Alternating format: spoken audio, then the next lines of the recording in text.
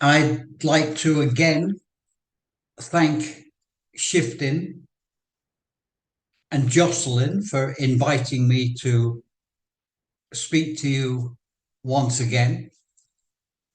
And this time, continuing a theme that I've been exploring at Shiftin's in the past, I want to share our vision at Sanex Malta of climate-friendly travel.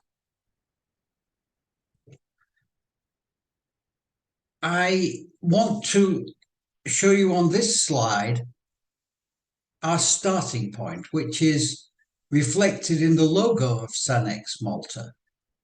We're a small European-based NGO which has been established with Maurice Strong, the father of sustainable development, the chairperson, Secretary General of the 1972 Stockholm Environment Summit, and then again 20 years later of the Rio Environment Summit, and my friend for the last 25 years of his life. Sanex Malta was established as a legacy to Maurice Strong and to try to continue his vision in the important travel and tourism sector. We were very fortunate in finding the attention and the support of the government of Malta, and this has allowed us to develop a concept of climate-friendly travel. And climate-friendly travel is simply one form of travel and tourism which is linked to Paris 1.5 degrees and to the Sustainable Development Goals, with a particular focus on SDG 13, which is climate action. And the reason for all of this is shown in this expression, a plan for our kids, because the existential climate crisis, the code red climate crisis, will be the dominant factor in the lives of our children and our grandchildren. And the more we can do to prepare for that, the better we will leave the world for them. In our vision, central to the concept of climate-friendly travel is the community. Every community is unique. Every community has its own culture, its own history, its own geography, its own place on the planet. And even two close by communities will have a very different reality when it comes to how they offer tourism and how tourism is interacted with the community itself. At the end of the day, travelers come and go, but the residents, they're always here.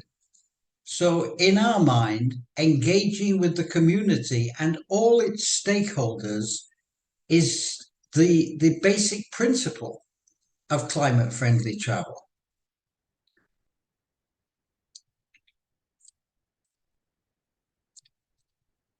In terms of the structure, which you can see here, we envision a framework which is linked to our registry of climate-friendly travel services. It's a place where companies and communities can engage at no cost thanks to the government of Malta support, and they can learn about the principles of climate-friendly travel, and they can register and lay out their own sustainability action plan and their climate action plan. And of course, in doing that, it's very important that they include metrics of how they intend to achieve the targets in the Sustainable Development Goals. Yes, there are 17 goals, but there are 169 targets and 200 plus indicators. And again, every community has a different focus here. And most importantly, how they fit in as a community in the country's nationally declared contribution. That is the statement that the community makes as to how it will reduce its greenhouse gas emissions over the next 20 to 30 years in order to, as a global community, reach Paris 1.5 by 2050. And to remind you, the goals on this journey, because it is a journey, according to the IPCC, the Intergovernmental Panel on Climate Change, are that we have to peak our emissions in 2025, that we have to pretty much reduce them by half by 2030, and that we have to have what everybody is calling net zero emissions by 2050, but which personally I believe it will become absolute zero over time. And this is the framework that every community is going to have to try to achieve. And in our registry, the guiding issue is transparency, not necessarily absolute superbly measured metrics.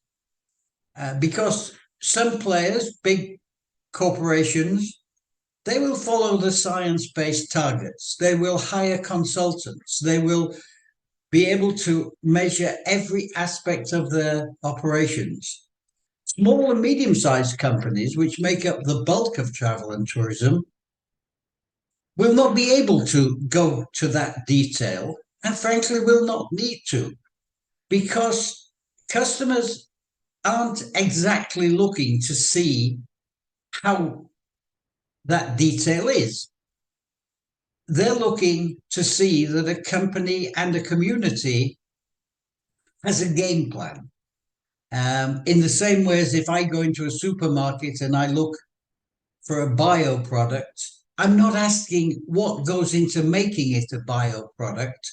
As a consumer, I'm satisfied that by seeing a label, that puts me into the right area of food or drink or whatever it is that I'm looking for.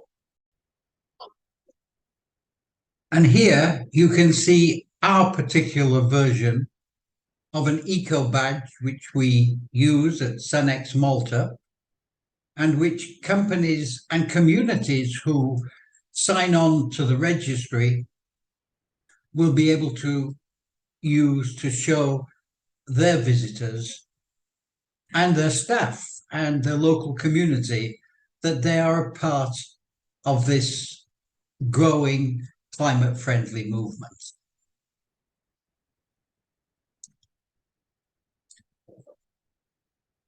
And that's also our philosophy in the registry. At the same time, we have put in place a support system, and it has two elements.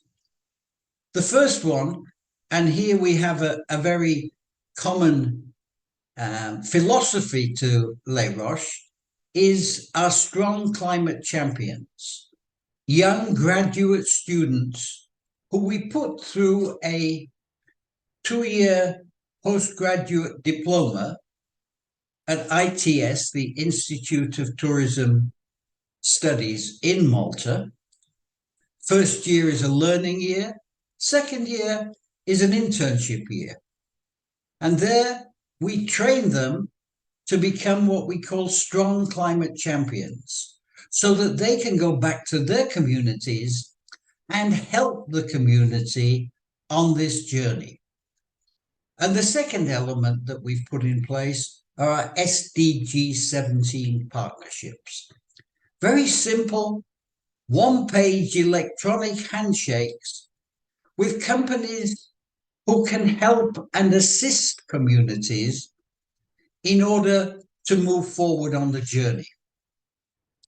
We've built over 30 of these SDG 17 relationships in the past few years, and we've even created a small company, Climate Friendly Travel Services, to help communities find which of the particular services serve their needs in the best way. And there you have the framework. And our vision is, over time, we will put 100,000 strong climate champions in place over the next decade or so. And we will expand this thinking to communities around the world. I'm very pleased to have the opportunity to talk to you about this. I hope we can work with Les Roches and your local community for you to become a leader in climate-friendly travel, and for you to work with us to spread the message, not just on social media, but through the young people that we are both training in order to be the drivers of this initiative. I repeat, and I make no apologies for repeating, the existential climate crisis will be the dominant feature in the world of tomorrow's leaders, the ones that are being trained here in Les Roches. And I'd like to close by referencing one element which I've been working on, which does not come through SunX Malta, but comes through the Sustainable Tourism Global Center in Saudi Arabia, where I am privileged to be an envoy. I've just come back from COP27, which incidentally is one of the world's largest tourism trade shows, 40,000 people going from pavilion to pavilion. And there we launched what we call the TPCC, the Tourism Panel on Climate Change. And this is inspired by the IPCC. We've collected more than 60 of the world's top climate scientists who've agreed to create the same overall metrics for travel and tourism as the IPCC has been creating for 20 years for the global community. And I wanted to mention this here today because next year we will be doing a stock take of all of the travel and tourism climate-related activity, and 1 year later, a science assessment of how the sector is performing against the Paris 1.5 framework. Again, we look forward to working with all of the academic institutions around the world, and very much look forward to working with Les Roches on this issue. Thank you for your attention.